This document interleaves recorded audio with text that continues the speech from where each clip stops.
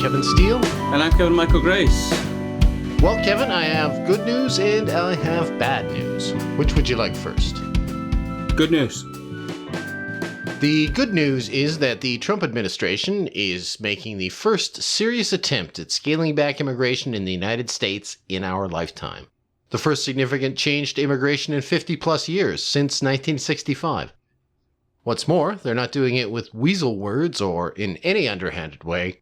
It's in your face, this is what it is, get used to it.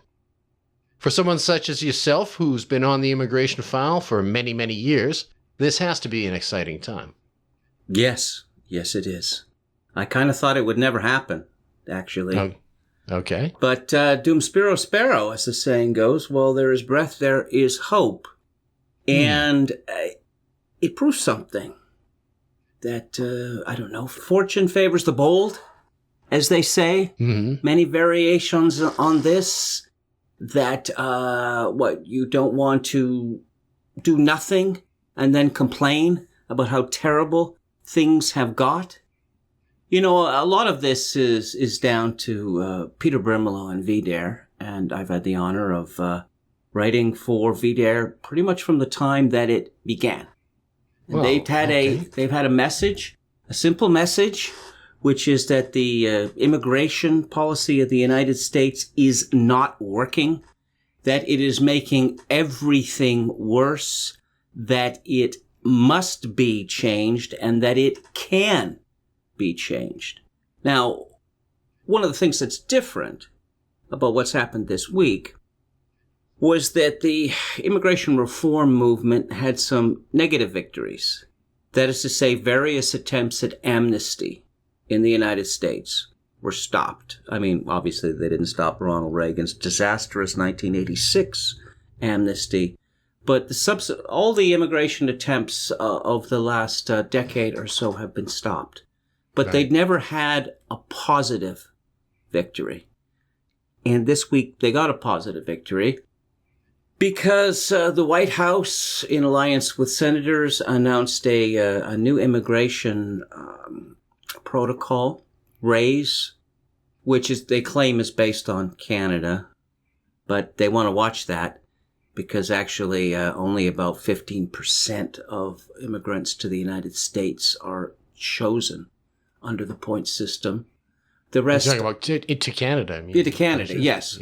Yeah, the rest are dependents. Yeah, it gets augmented with all the... family reunification, family. You know, people who buy their way in through these ridiculous programs.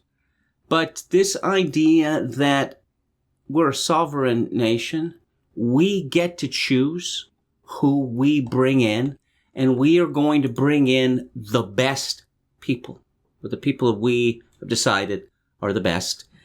And not the huddled masses? Okay, let's get into the whole Statue of Liberty thing. Well, that was great. Come on, it's that's why it had to get introduced here early. The Emma Lazarus poem tacked on to the Statue of Liberty. Tacked on, yes. Yeah. Some trickle-down media, person, we'll call her, Sarah Riley, was much excited. Let's see, who's Sarah Riley? Investigative reporting covering guns. Okay. A blonde woman, there's a picture of her with coffee in front of her, always signaling with the coffee. The smartphone up here, always signaling with the smartphone. But that this... Signaling what? Sorry. Signaling just how au courant they are. Oh, I see. Okay. You know, coffee, I need so much coffee because I am just such a busy person.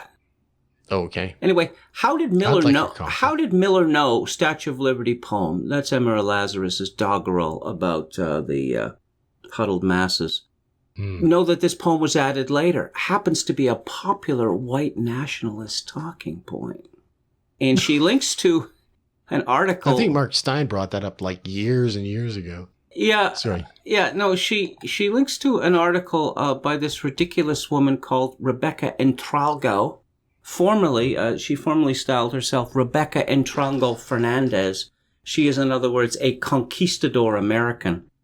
And she has this piece on Think Progress on August the 3rd Stephen Miller's strange insult of a reporter is very familiar to white supremacists.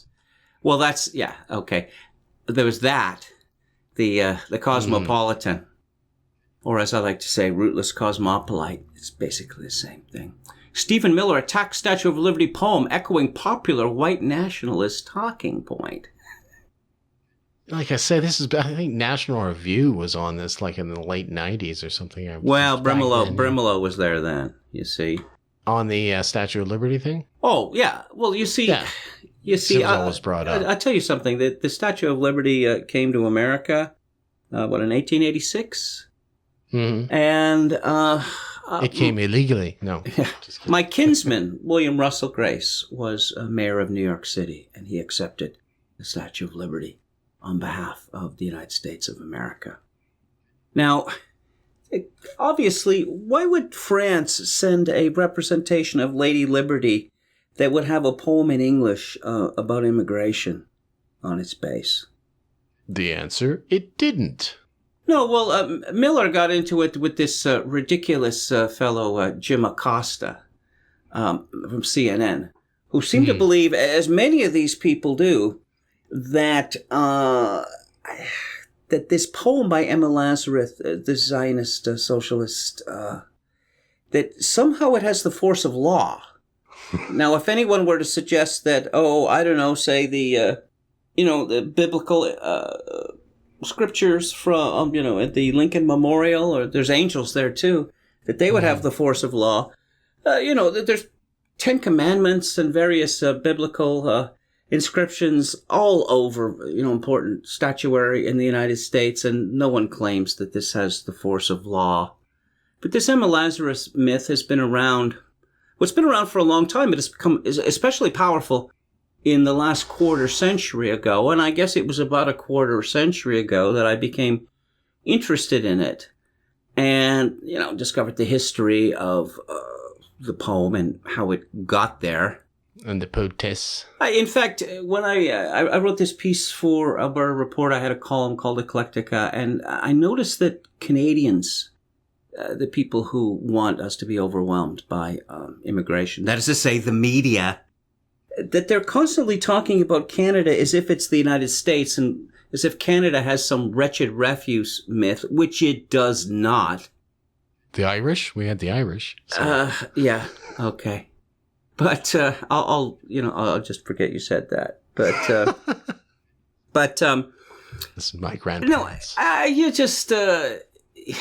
I made a little joke that as the ships pass the Statue of Liberty in Montreal Harbor, with the stirring poem by Emma Lazarus on its base, and we got this communication from someone saying, "Does Kevin Grace know that the Statue of Liberty is actually in New York City?"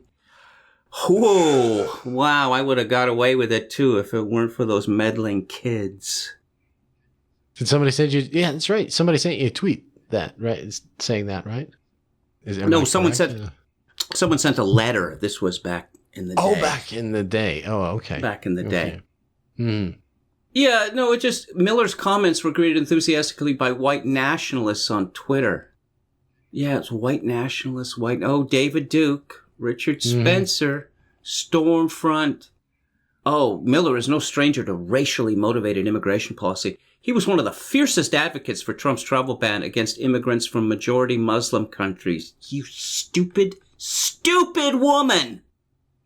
Islam is a religion. It is a universalist religion. It is not a race. You stupid, stupid woman. But they get away with saying things like that. Sure. Yeah. In the same way that remember, this is good news. Okay. So it's good news. But no, it just this woman, Riley. This is really funny. Irish again. There was this. It's spelled in a weird way. But there was this big response to what she had tweeted. So I'm getting a lot of flack for not knowing this offhand. May have learned in LM. Point was that this was his instant rebuttal. And my response was, ignorance is not a virtue. Yeah, if you're writing about something, I think you should perhaps do a little bit of research.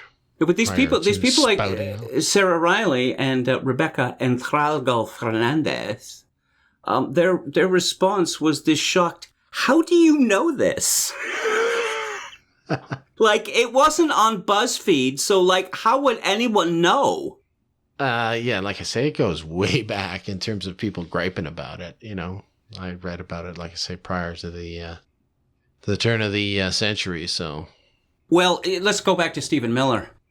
And Stephen Miller talking about favoring immigrants who speak English, which led to this. Yeah. That was another beauty. This Acosta. Oh, so you just want people from Great Britain and Australia? Mm-hmm, yeah. How fucking stupid do you have to be a journalist today? Yeah. Yeah. Actually, Mark Stein on Tucker Carlson had a good rant about that, as well as the whole interview, or the whole exchange between the two. I'll definitely link to it. No, it reminds me of this thing from The Simpsons when Apu was talking to the Reverend Lovejoy, and this question of, India came up, right? Right. And he says something like, there are over 1 billion of us. And the Reverend Lovejoy says, isn't that swell? Like, does Jim Acosta know how many people there are in India and know how many of them speak English? Yeah. Well, no, he was, obviously he was trying to equate English with a race here, right? Well, has he ever heard of, say, the Philippines? You might want to look that up and find out about the American involvement there. And has, as a result, that, they do business largely in English. Oh, yeah. I could mention, all the former British colonies, how many people, say, in Nigeria speak English? Mm-hmm. He was desperately trying to make the point that the administration is racist, and it just fell so flat. I mean, it ended up becoming an amusement for the alt-right and Trump supporters in general for 2 days at least. Well, who's racist? Okay. Who is racist, or let's use a less loaded term, racialist? Now, let's go to the history of immigration to the United States. That we can start with the Naturalization Acts of, I believe, off the top of my head, 1789 and 1790? White people. That's what it says. The United States will accept white people. Mm-hmm. And, for the very longest time, it was white people, white people, white people.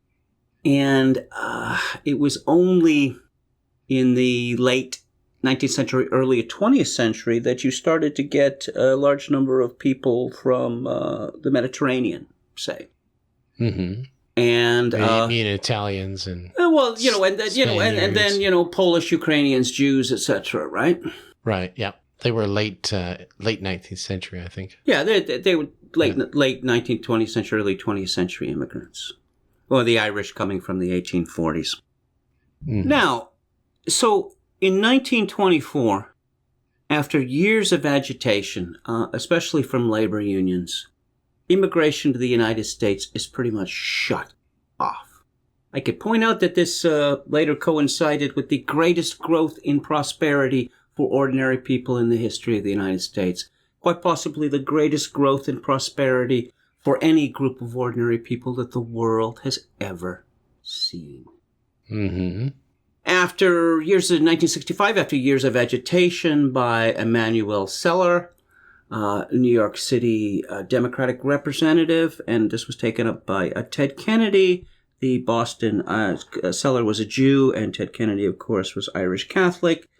That the doors were thrown open by the Hart-Celler Act, and this is not going to change America's racial makeup. They all insisted, they all lied through their teeth, because the whole point was changing America's racial makeup. America was in 1965, America was something like, 87% white? Something like that. Right. And now that's down to, depending on how you want to classify the Hispanics, somewhere between around 65%, maybe. Hmm. I'd just like to point out that this was, 5 years after the birth control pill. Suddenly, we have this, shall we say, Immigration Act throwing open the doors for a replacement. Is there any correlation there? Well, there may be a correlation because, we have this strange phenomenon, especially after the publication of Paul Ehrlich's book, The Population Bomb. Oh, yeah. Right. That, but the world, we're all going to be drowning in people, right? We're going to be literally drowning in people. Future shock, I think. Yeah, and so you got to stop having babies. Mm. Now, there are advantages to lower populations. For instance, lack of sprawl. Yeah. More privacy, less scale. But that's true. People often cite the Black Death as a great time for labor and the lower classes. It was over. After it was over. After it was over. Yeah. Well, okay. But no, white people have to stop having babies, but we're going to bring all these foreigners in. And now they make it explicit. Oh, we need to bring these foreigners in because who's going to pay for your pension? Never mind the fact that these people take far more out in taxes that they pay in. That this is just absolutely useless in that regard. But no, it has become openly race replacement. And this argument they make, that they dare to make, that what Stephen Miller and the Trump administration is talking about is somehow, evil and racist. They have deliberately changed the racial composition of the United States, of Canada, of Britain, of France, of Germany. Deliberately done so. You've seen the articles. I've seen the articles. We've all seen the articles. Bill Clinton was applauding this. By 2050 or whatever, white people are going to be a minority in the United States. And ho, ho, ho. Yeah, get used to that, whitey. Oh, man, you better hope that we're nice to you when you're a minority. And, of course, what they're letting us know is they're not going to be nice to us because they're already talking openly flirting with extermination, with genocide. And they have created this problem. They have created a society of all against all. And they dare to talk about the other side, indulging in racism, racialism. These people, argument, isn't it? These people, these Jim Acostas, and the people with Think Progress, all the rest of them, they are flirting with savage retribution. And they had better think twice. What you see that has happened in the United States, and what is now likely to happen all over the Western world, is that white people got pushed so hard for so long, with the other side smacking its lips, the wounds which white people had received, and looking forward to more wounds, looking forward to extermination, that now white people are voting on a racial basis, that the electorate has been polarized racially. And whose fault is that? Who started this? Okay. I take it you're going to blame the Jim Acostas of the world. Well, they're part of it. It started in 1965, which they're part of it. This agitation. We see part of it is wages. We had the same thing here in my home province of British Columbia. Let's bring in the Chinese. Let's bring in the Sikhs. Because we can't have the natives, the white people, they're earning too much money. Lindsey Graham, that evil closet queen from Carolina. Do you understand what this is going to do to golf courses? And Matthew Iglesias, oh my God, do you understand how difficult it's going to be to get nannies now? Cabana boys? Yeah, that was my joke. How many cabana boys does Lindsey Graham need? But these, we can't have ordinary people earning decent wages. Just, people who are hooked in, like Lindsey Graham and Matthew Iglesias. Right. Now, Matthew Iglesias, I'm pretty sure that there's an algorithm that will do let's say a 90% version of the shit that he turns out on a regular basis. Why is he even needed? You know exactly what he's going to say. before he says it. But I wanted to say something about Stephen Miller, and Stephen Miller has undergone, how would I say, a campaign of persecution because, oh my God, he's a Jew saying these things. Well, again, these are pretty strange times we live in when a Jew is attacked for being a patriot. And, well, not so strange when you consider, I guess, remember we had the Rebbe on, and he was talking about the destructiveness of the Frankists and his belief that most of the secular Jews in the United States are Frankists, which want to destroy everything. So that's just one thing. Well, I just, you've seen the same things that I have. All these various Jews in the media talking disparagingly or worse about white people, white people, white people. Oh, so you're not white then? Once again, you might not want to, pull up that gangplank. You might want to clamber back on board. That, I don't know. I just, this sort of, you've read Ben Stein, right? He likes to talk about how America's been so great for the Jews and, unlike any other country. Well, I don't know. Canada's been pretty good for the Jews, but I suppose there's more money and more opportunity in the United States. Bigger place, that's it. Yeah, but this ingratitude and this hatred, and I really think that, Stephen Miller is leading the way here because this is an existential war that we're in. I mean, the idea, what's significant about, what Trump and Miller have done this week, this isn't even the end of a battle. This is one side saying that we're fighting back now. Mm-hmm. This is going to be a long fight. Right. And I've made this. Miller showed it how it's done, though. I mean, that was the beauty of that. His contribution was just, demonstrating how it's done, direct, without apology, and pointing out the inane arguments of his opponents, right? Just directly. There's no apology. There's no conservatism at all in Miller. So, well, yeah, there's this use of the phrase white nationalism. Okay. Just about worn out, that one. Yeah. Well, no, I mean, there was obviously whatever is the equivalent of journalists now, where they all get together and decide what they're going to say. Stephen, here's this is from Louisa Haynes, woke Louisa. Stephen Miller is what white nationalism looks like in 2017. No KKK, no hoods, educated bigots in suits. My response was, talk about news you can use. Can you give me the URL for your fashion blog? Thanks in advance. Mm-hmm. But, again, this phrase, white nationalism. Sarah Riley again. Oh, well, my response to her was, so knowledge of basic historical facts equals white nationalism. Interesting. Now, I've been accused Pretty soon they're going to get around to IQ. Oh. Well, yeah. I've been accused of being coy or obtuse on this point, but I'll repeat. I'm not a white nationalist, and I'm not really sure what white nationalism means, okay? Not coy, not obtuse. Mm-hmm. I don't really... If you want to call me an identarian, fine, sure, that makes sense. Okay, I get it. But, okay, so here we've seen Nazi. Wait. How come this isn't ending arguments anymore like it used to? Hitler. Whoa, we seem to have lost Hitler as an argument settler. And now, white nationalism. These people keep it up.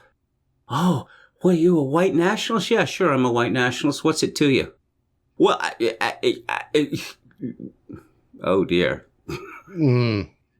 Well, why have they lost these tools? Have they just lost the majority? They lost their ability to shame people. Not completely. We still see Samizdat out there. We still see people hiding behind anonymous accounts because they are in real danger of losing their jobs or their livelihoods and perhaps the goodwill of their families. So these things still have power, I guess is my point. But Do you remember when that fellow, that Army psychiatrist, Major somebody or other, went berserk at Fort Hood? Shot all these people up? Mm. And what was it? Was it the Secretary of the Army who said that the bigger tragedy here would be if diversity were sacrificed? Right, yeah. Okay. We've had all these Muslim atrocities, and the response is Islamophobia is the bigger issue here. Any attempts to talk about, the terrible sufferings of black people and discrimination. Well, let's talk about black on white murder. Let's talk about black on white robbery. Let's talk about black on white rape. It's like, facts are hateful. Facts are, in my country, illegal. And it has broken through to the normies, at least enough to elect a president of the United States, that, as Sam Hyde said, I may be getting this wrong, these people want you dead and your children raped, and they think it's funny. And that's dawning on the majority, or it's getting close to the majority anyway. Well, you see, they don't care. If you look at the Saylor strategy, which Steve Saylor has been pushing, at UNS and pushing on VDARE, and I've been pushing a Canadian version of it to no avail for quite a couple of decades here, right? Almost. Right, yeah. The idea is that you graze where the grass is, right? And, Saylor is a citizenist. That's what he calls himself. Why can't we all get along? Well, one of the reasons we can't get along is I saw all of these black trickle-down media whores talking about the racism of Trump's immigration proposals. Oh my God, you people are so stupid, or you are so political that you're happy with the idea that your own people are shut out of the job market in the United States because they can bring in foreigners cheaper? Maybe they're not that concerned with the job market. Well, they have jobs.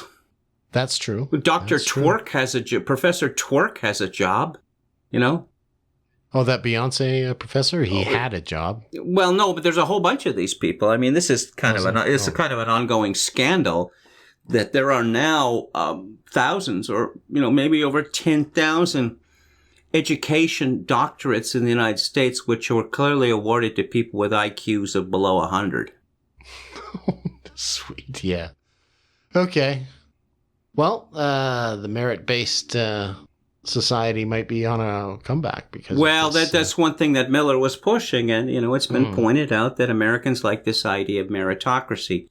Now, there are problems with meritocracy, particularly regarding scale. I don't want to go. I don't want to go. It's bad for dumb people, too. I don't want to go. Yeah, I don't want to go into that question. But Americans tend to have a pretty big attachment to meritocracy, and of course, the Trump administration was talking about ending affirmative action where it applies to federally funded institutions, and wow, it's happening. Did you see where Senator Charles Schumer is trying to piggyback on the immigration reform movement now? No, I didn't see that. What was that? Did that just happen? Oh, it happened in the last few days. That this guy who's been in, he's been in Congress since about 1874, has noticed that the mood has changed. In America. In America. Yeah. This idea that we're going to say... Trump got elected. Yeah, it's like, hey, losers, don't expect a job anymore. You should have had parents with higher IQs or more money. Losers, get used to it. Your life is going to be miserable. Strangely, that is no longer a compelling political argument. Because everybody gets a vote. Everyone gets a vote. That is a very good point. That these experts, they forget often that, did you see this business about West Virginia? The governor switching Trump in West Virginia. And, oh, my God, they're all inbred rednecks there, you know. And this incredible Washington Post article by, was it Brian Fung, that this eclipse, there's going to, you know, because the path, it runs through Trump country from one end of the country to the other. And so these rural residents are going to be besieged by people with smartphones. Oh, yeah. People with smartphones. Now, if I had proposed to you that the Washington Post was going to run a story in 2017 saying that, you know, people who voted for Trump were so fucking stupid, so fucking out of it, that they didn't know what smartphones were, that would be de trop, right? That would be too much. I mean, come on, Kevin. Yeah. You know, I'm always on at you, you know. You always go too far. You always wreck the joke, right? That's right, yeah. But they're banjo playing retards. Bang, bang, bang, bang, bang, bang, bang. Oh, yeah. Let's do the whole thing. Okay. All right, yeah. Well, anyways, that was the good news. No. Okay. There's one other thing I want to say. Okay. Okay. This is a compare and contrast. Now, you see, the things that Trump is not just talking about, the supporters are not just talking about, they're doing. Okay?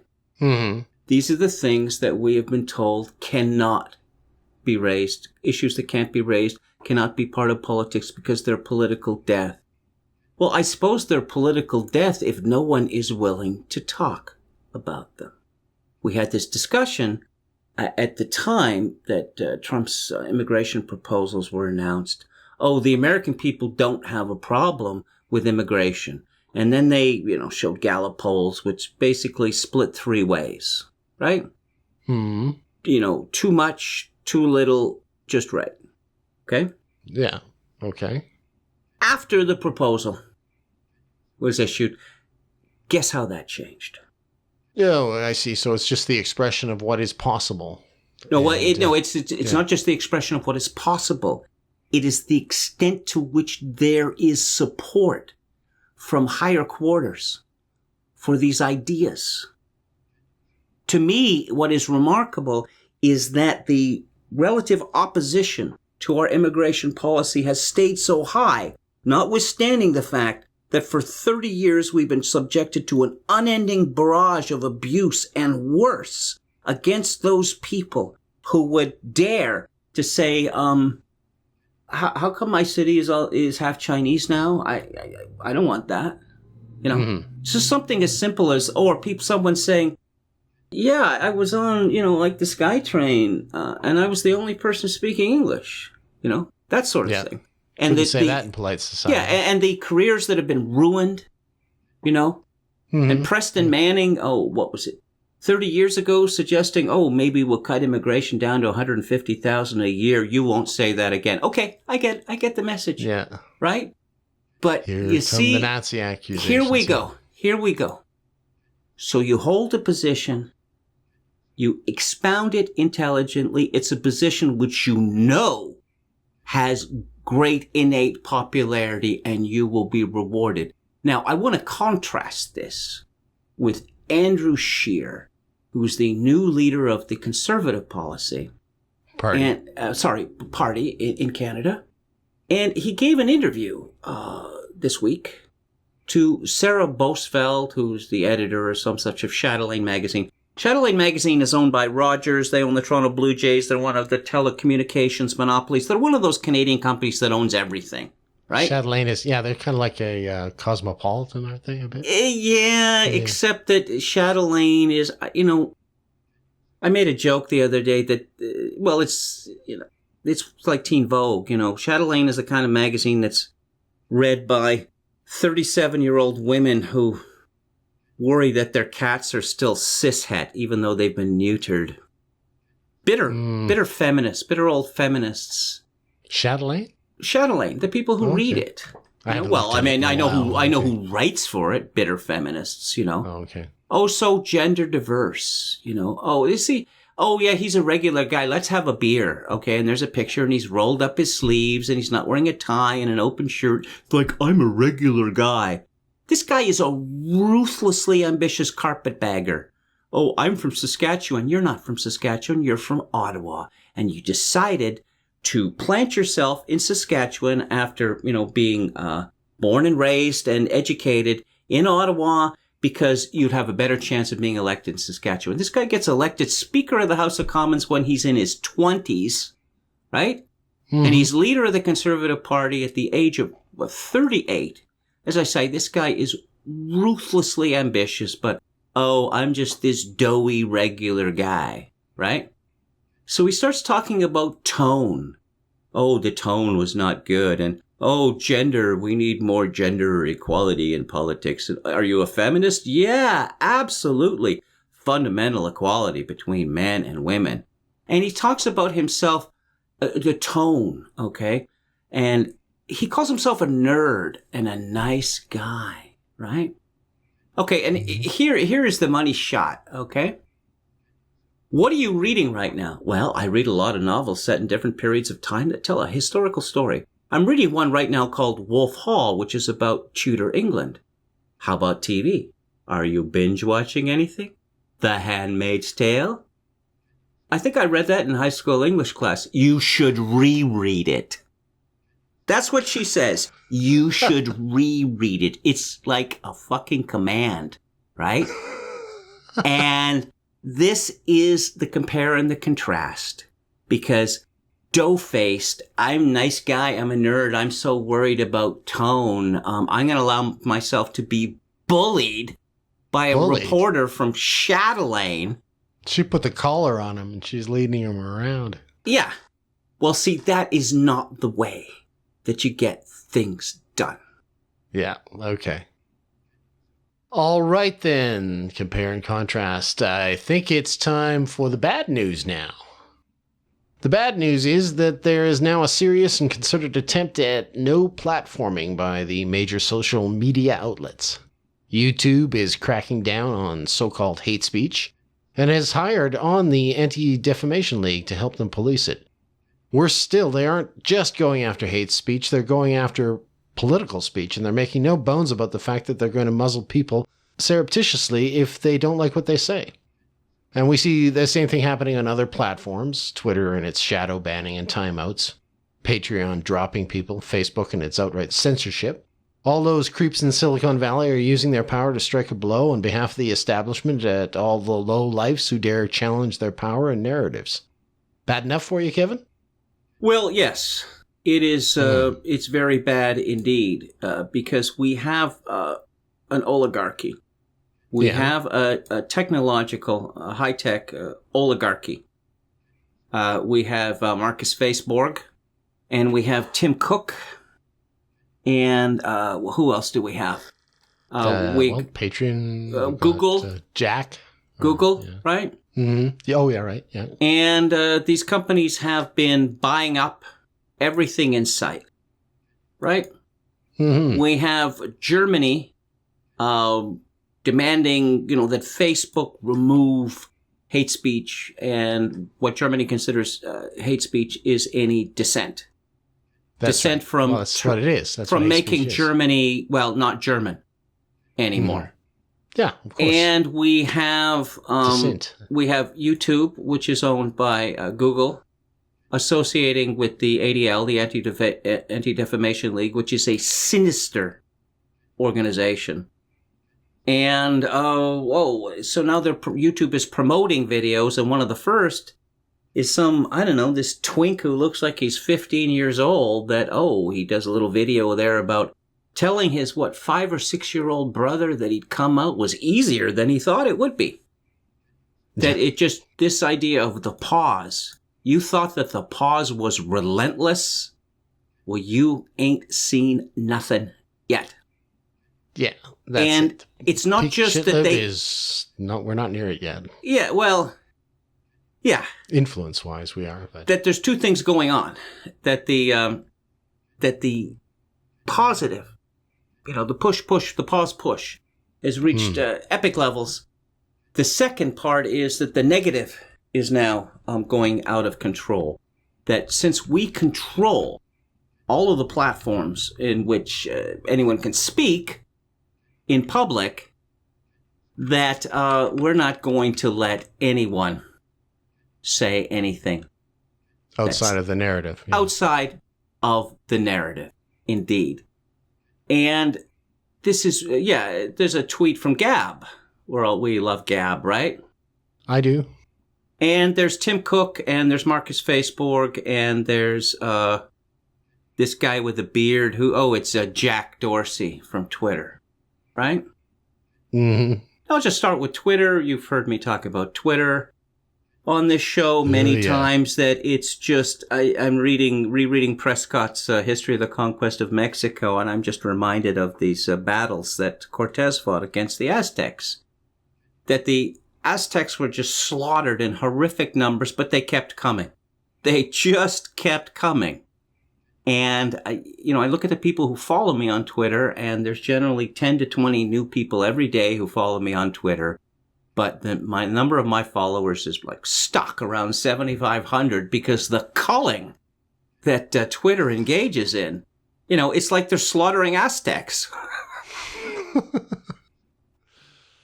Yeah. And Gab says these guys right here run a technology oligarchy. They are rapidly enforcing mass censorship at scale. And this is a very serious problem. This is very bad news, because it looks like this nascent movement that we have created, or that we have had some small part in creating, is in danger of being strangled in the cradle. Now, there's an article from BuzzFeed, August the 2nd, by Blake Montgomery. PayPal, GoFundMe, and Patreon banned a bunch of people associated with the alt-right. Here's why. Several prominent members of the so-called alt-right. Okay. Well, it's the use of that so-called in that context is ridiculous. I mean, it's the alt-right. You could say, reform movement, a so-called reform movement, because, people might object to whether it's a reform or not. So-called alt-right, why don't they just, be a little more honest? Just call them yucky or whatever, right? Anyway, prominent members of the so-called alt-right and other right-wing movements often rely on crowdfunding platforms and online payment processors to fund their causes and sometimes even their bail. But lately, they've been having trouble accessing the money donated by their supporters. Over the past 5 months, PayPal has banned or hobbled the accounts of several prominent people and groups that promote far-right politics. Far-right, yeah. Crowdfunding platforms like GoFundMe, Patreon, and YouCaring have also cut fundraisers for alt-right associated causes and people. To many right-wingers, this fight over online payments is yet another battle in what they perceive as a nationwide war on their protected speech. Now, some are attempting to build their own crowdfunding and payment processing platforms that will be sympathetic to their divisive politics. So then he goes through a list. Occidental Dissent account was hit by PayPal. Right. Roosh was hit. Base Stickman, Cal Chapman. Let's see. The French anti-immigration group Generation Identitaire told BuzzFeed News it had to refund 30,000 euros to its donors after PayPal limited its account on June 14th. Bare Naked Islam was blocked by PayPal April 30th. Now, Charles Johnson of WeSearcher says PayPal is a shittily run company. It's a bad user experience, and they've gone left over the years. There's an effort to no platform us. A lot of us on the right have had similar experiences with them, unquote. And there's a little graphic here. You can't use PayPal anymore. Yeah, we value a safe community for our customers to do business. Here's the best part. You can still log in and see your account information, but you can't send or receive money. Any money in your balance will be held for 180 days. Yeah. At which point we'll send you an email with instructions about transferring your money. 180 days, that's 6 months. It sounds an awful lot like theft to me. Or a conspiracy to put people out of business. So we can't use PayPal. Well, we'll use something else, but I'm sorry, we can't wait 6 months, so we're going to have to go out of business, right? Well, you use the word conspiracy. Is there simply because they made you sign an agreement or click on agree to our terms of service, is it enforceable? Is there some kind of corrupt practice going on here? I mean, that's what I would like to know. I really don't know. I mean, it seems to me if somebody's going to seize your money for that length of period, no matter whether you agree to their terms of service or not, it's still illegal. Just like, interest rates going too high. Well, yeah. There's this question of, effective monopolies being regarded as public utilities. Right. People have made the argument that Twitter should be regarded as a public utility. And now we have these lawsuits against Trump. Oh, he blocked me on Twitter. Yeah. Well, I get blocked by all sorts of people. Now we have a similar lawsuit in Canada. Michelle Rempel blocked some left-winger. Well, Michelle Rempel has blocked me because I mocked her quite rudely many times, and she blocked me. And my reaction to that is, well, it's not the end of the world. Right. I can still mock her. I just can't mock her directly. I can only mock her indirectly. Let's take these lawsuits, though, at face value. If they win, does that mean PayPal can no longer block somebody's account? Well, no. Typically, what the judiciary does in such cases is they make very narrow rulings. And the ruling one would expect from left-wing judges is that Trump isn't allowed to block people, but everyone else is. Right, yeah. Now, the thing is, let's make this point right off the top here, and that is these services actually aren't necessary anymore. You can email people money. That wasn't so common before, and that's why PayPal developed its business. And then the crowdfunding people came along and, but now you can just email people money. And so... PayPal is such an easy way to do things, and it is so well known to most people. Sending money over the internet, which is fairly easy to do, is something that they wouldn't want to do. Yeah, I know, but I'm just saying in a pinch. And I can tell you that if we were to go direct with this, then they'd start going after our bankers. Who would, though? I mean, it's the companies that are... Who's the Antifas and the SJWs would start going off about noted, right-wing troll, hate-monger, Kevin Michael Grace, Kevin Steele or whatever, use this financial institution. Do you think Mr., and of course these financial institutions are all left-wing. They're very much into the pause, and they are desperate to sort of outpause each other, right?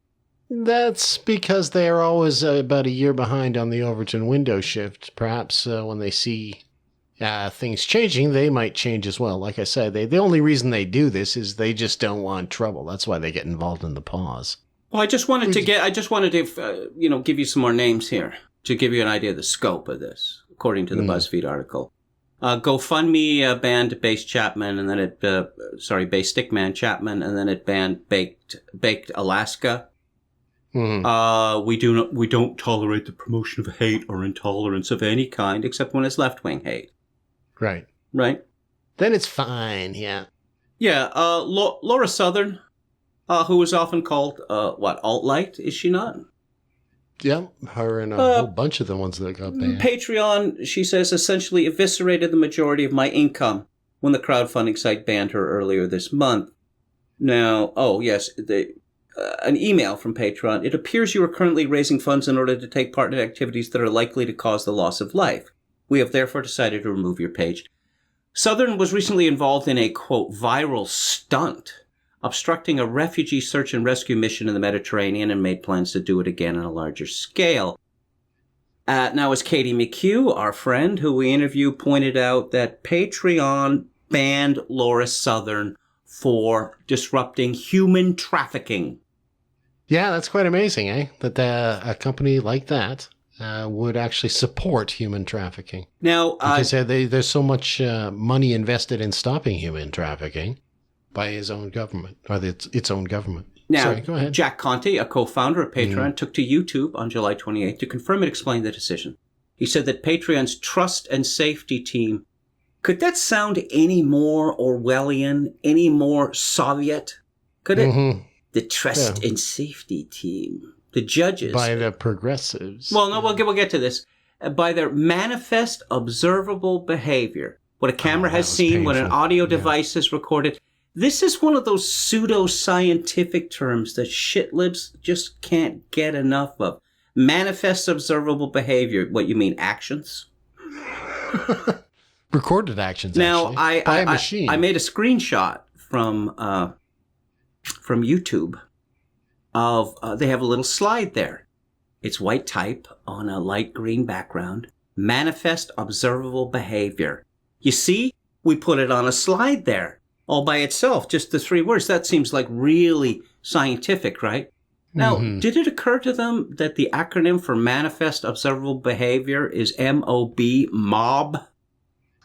We're just reacting to the mob, aka Manifest Observable Behavior. Now, probably did. Conti said the purpose of using Manifest Observable Behavior is to remove bias of the evaluator's personal political beliefs, whether they're on the left or the right of the political spectrum. And that's a very important distinction for us. Okay, well, this Jack Conti guy, and we're on Patreon, right? Yeah, we are, yeah. This Conti guy, did you see the video? Of him trying to explain this manifest observable behavior? Yeah, I did. Yeah, there's a German term which sums him up. It's called Backpfeifengesicht. Thanks. Is there an acronym for that? It means a face that should be punched. Oh, yeah. I mean, just listening to this guy with this smirk on his face, is he saying these things here? Yeah. And, no, it's nothing personal. Oh, and it has nothing to do with your politics, or it has nothing to do that you're part of a movement that we were all laughing at a year ago, and now it appears there's considerable support for it, and that has nothing to, the fact that these people everywhere get banned as they become popular, that's just a coincidence. We have our mob algorithm here to take care of that, right? Yeah, it was kind of insulting, actually, his attempt at pushing that MOB stuff. I thought I really didn't find him convincing, and I can't understand how he could even convince himself that this was worth putting out there. But apparently, it's got to be science. Okay, so the crowdfunding site YouCaring, which I'd never heard of since I read this story, rejected a lawyer's attempt to raise funds for lawsuits she plans to file against Black Lives Matters activists, ostensibly on behalf of police. YouCaring said it was not a platform, quote, for airing grievances or controversial public opinion, unquote. So a GoFundMe page was set up. Now, Mike Cernovich is then quoted. Now, just sort of an aside, that Cernovich has made it clear that his brand comes first, and, well, that Donald Trump character, he's getting pretty hot. So, I don't want to get too close to that Donald Trump character. I just want to talk about my gorilla cereal Mindset or gorilla vitamin supplements or whatever it is he's selling. Mm-hmm. Sound of flushing toilet. Yeah. But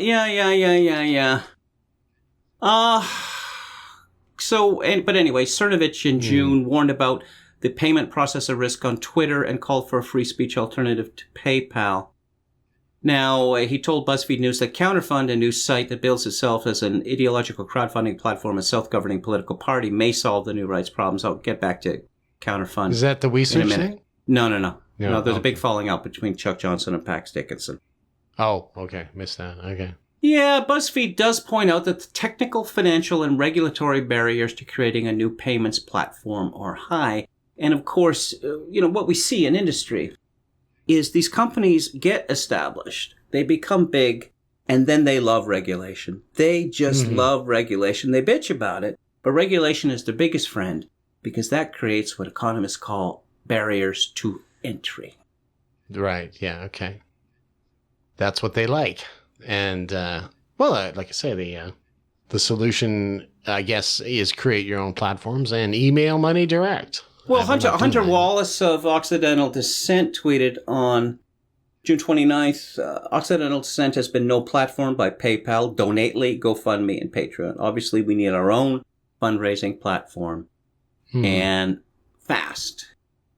So then it mentions Richard Spencer because apparently there's some sort of law that was passed. Maybe it's a constitutional amendment that all articles on the alt-right or the right or things that we don't like must include an appearance by Richard Spencer. Strangely, David Duke doesn't seem to be in this story. Maybe that was an oversight.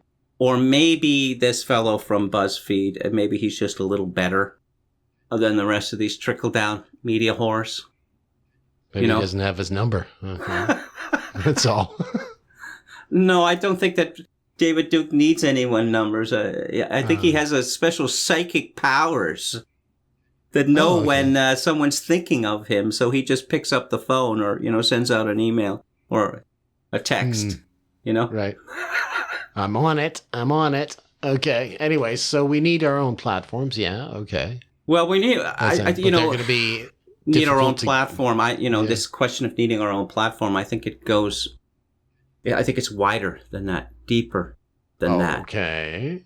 This idea that you think that you're buying soap, or you think that you're buying hamburgers, or you think that you're buying shoes, but what you are is actually doing is more than that. You're also funding pause, aggressive pause. Mm-hmm. I mean, I've never really been much of a fan of the idea of boycotting certain companies for this reason or another, or supporting another company for this reason or another. This pair of shoes, pair of shoes costs $10 more, and it's not all that well made, but they're good guys, right? Right. Mm-hmm. But I think that we have been forced into that position. I really don't think that there's any escape here. Because as I say, Procter & Gamble, you all know Procter & Gamble. It's just like every company that you've ever heard of. I mean, look at who funds the pride parades, right? Yeah. Look at who funds you think this is, just the worst thing imaginable. And then look at the list of corporate sponsors, and then you'll find there are several companies there that you routinely do business with. Right. Right? Yeah, the problem with boycotting is because it takes a lot of work. If you're going to put that much effort into it, why not just go on an aggressive letter writing campaign and just tell the companies what you think? Well, I remember Oberon Waugh, my journalistic idol, wrote about this, how wearying conscience buying was. I guess he was boycotting Shell because Shell was conspicuously on the side of the genocidal federal government against Biafra, and Waugh was very much a campaigner in favor of Biafra. This idea of having to drive 10 miles extra to go to a gas station because you can't buy from these people, right? Right. Mm-hmm. But I don't know. Perhaps it can be made easier, or maybe we will just have to start driving, 10 miles extra, or walking, another 3 blocks down the street to go to one, financial institution rather than another. But there's a story here from Inc., the magazine Inc., by Sonia Mann. Let's see, what's the date on this? It doesn't showing a date. I think it's from a month or so ago. Pax Dickinson wants to fund a revolution. Now, Pax Dickinson became famous when he was the chief technology officer of Business Insider magazine, and he was fired from that for his tweeting. And then he became the War Doc. We all remember the War Doc, right? I love the War Doc, yeah. Yes. And then he was allied with Chuck Johnson, and they had a bitter falling out over accusations of the misuse of money. The accusation wasn't made against Pax Dickinson. I'll just say that much. There's so many of these feuds on the right. It's a commonplace on the right, which I discovered when I had the opportunity to interview all these people 30 years ago. I thought it was some sort of glorious, Freemasonry of people who were just fighting for liberty and all such good things. And I discovered they all hate each other. They all hate each other. You mean like you and I hate each other? Kind of like that? Well, we basically keep it under wraps, don't we? We did until just now. Yeah. By the way, that $50 I owe you, shove it. Anyways. Yeah. Okay. continue. Pax Dickinson falling out anyways over money. And anyway, so according to this Inc. Story, Pax Dickinson wants to fund the revolution, not a blood in the streets revolution, but one where hardcore right-wingers, okay. Ever talk about hardcore left-wingers? You know? We do. These Antifa people, these SJWs, do they ever get called hardcore left-wingers? But that's a common complaint. Let's move on.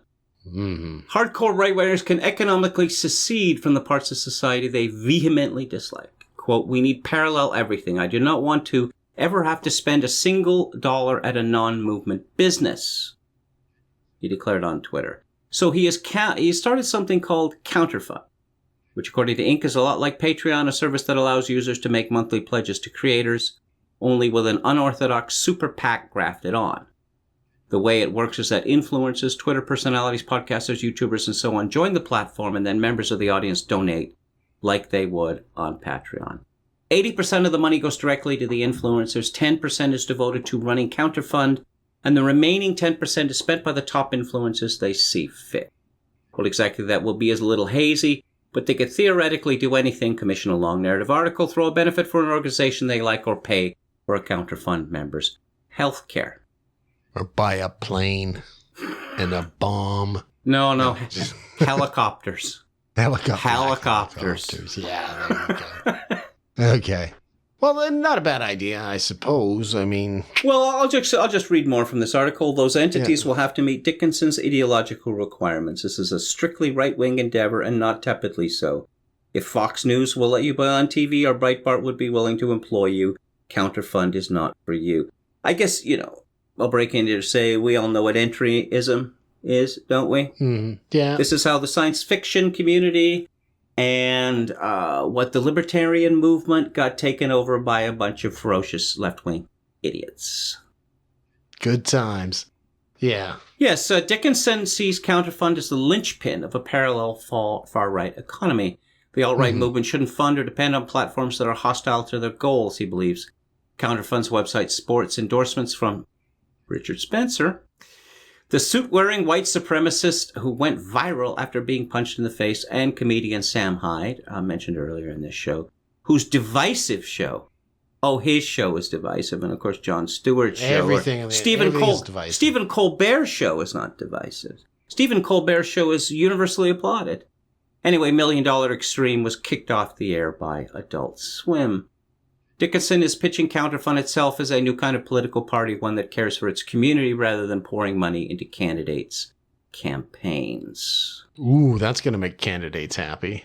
He compared Counterfund to Hezbollah. Quote, Hezbollah is a government within a government. They collect garbage, they operate hospitals, they're an economy within an economy, and a government within a government.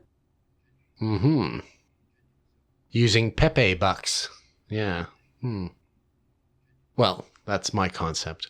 I just wanted to note that Gab is talking about starting up their own sort of funding service as well. They're going to have tipping, which is that you tip creators that are on their platform, which it sounds very interesting. They've already expanded their service to allow their pro accounts to do live streaming on their site, and they may be expanding that. You might be able to post audio as well. That's an interesting way of doing it. You get on the platform and you have, I guess, the same people that are, hosting the platform are also collecting the dough. And that way you are funding the platform as well. Instead of, the 10% getting off to something like PayPal, it's going into the coffers of Gab, which is your platform as well. I kind of like that idea. I hope they go for it and expand it, especially if... SoundCloud tanks, which we're of course worried about. Yes. Well, cliche time, necessity is the mother of invention. Now, in the first half of the show, we were talking about this polarization, racial polarization in politics. We did not start this. We did not plan for this. We were forced into this because it was adopt this or die. Mm-hmm. And as I said earlier, I am generally not in favor of, I can't eat at this place because, what's the reason again? It's like that Seinfeld episode, the pro-choice episode, the Pekina's Pizza, right, which was based on Domino's, right? No, you can't eat at Domino's because, they support pro-life, because then they're evil, Well, okay, just tell me what place I can have pizza at. Well, what are your politics? Oh, man, this is getting really complicated, right? As I say, I'm generally not in favor of this sort of thing. We have tried to work with these people, right? That's right. We have used their platforms, and they have told us repeatedly, we're kicking you off the platform. Why? We don't have to tell you why. Oh, come on. You violated our terms and services. The terms and services basically say that we will do whatever the hell we want to, and we are not to be held liable for any of it. That's generally what all terms and services say. Yeah. If you buy, say, some sort of electronic device or even an electric kettle, and you read the terms and services, and you plug the thing in and it works, you think, well, that's kind of a miracle, because after reading, the TOS, I thought they're basically telling me not to expect anything. That's right. Just throw this over the hill and watch it explode. Yeah. Yeah. Yeah, but they have forced us into that position. And I think, well, I just mentioned this thing about Twitter, which you may have seen recently, that there was another drop in its share price because they're not getting new users, right? Yeah. Twitter. Coincidentally, the platform Gab notched up the growth that was expected on Twitter. Actually, it went to Gab, so. Well, there was a story on Bloomberg, and I looked in vain for the words, banned, banning, suspended, whatever. Nope, didn't see that. You look at the people who they are banning on Twitter, these are their most engaged users, often with the biggest followings among people who are not celebrities. Right? Yeah. And the people who are engaged in this manner tend to have the kind of demographics that they want, right? And it's only going to grow. So, but you remember the pictures of all these tech guys around the table with Obama. They used to dine at the White House en masse. They went all in for Hillary. So this is their revenge. They've got the money, they've got the FU money, and they're going to drop the hammer. Why didn't we see this coming? Well, we did see it coming. It's been under discussion for a while. It's just now it's happening. Well, to go back to Twitter for a minute, this is how I see it. That if Amazon decided that it wasn't going to sell a bunch of books or sell a bunch of DVDs or whatever because it didn't like the messages in them, Jeff Bezos would be in a lot of trouble. Because the response would be, what do we care? As long as it's not illegal, what do we care? Oh, didn't we see something like that, though, in Germany, where they took a book off the bestseller lists because they didn't want to promote it, because it was contrary to the values that whatever the people who make the lists wanted to espouse? They wanted to suppress the book. So no, in Germany, they've reached the point where it was sunny, 72 degrees, with a warm breeze. Actually, it was raining heavily, and it was 47 degrees with heavy winds. No, it wasn't. We're the government, and we issued a press release. We know what the weather is, and why are you disputing us? Are we going to have to raid your house? Aren't you a little worried about what we might find in your house? That's where Germany is at now. Right, yeah. But I'll just wrap this up by saying that we didn't start this, but the tech oligarchs may come to rue the day that they decided to leave a bunch of money on the table and to basically declare war on the people who support Donald Trump. Yeah, half the country at least, and probably growing now that he's actually actively on the immigration file. Hey, I started this show by giving you good news, and then I gave you the bad news. Now I want to give you some really bad news. Go on. We've come to the end of episode 88 of Grace and Steel. I'm Kevin Steele. And I'm Kevin Michael Grace.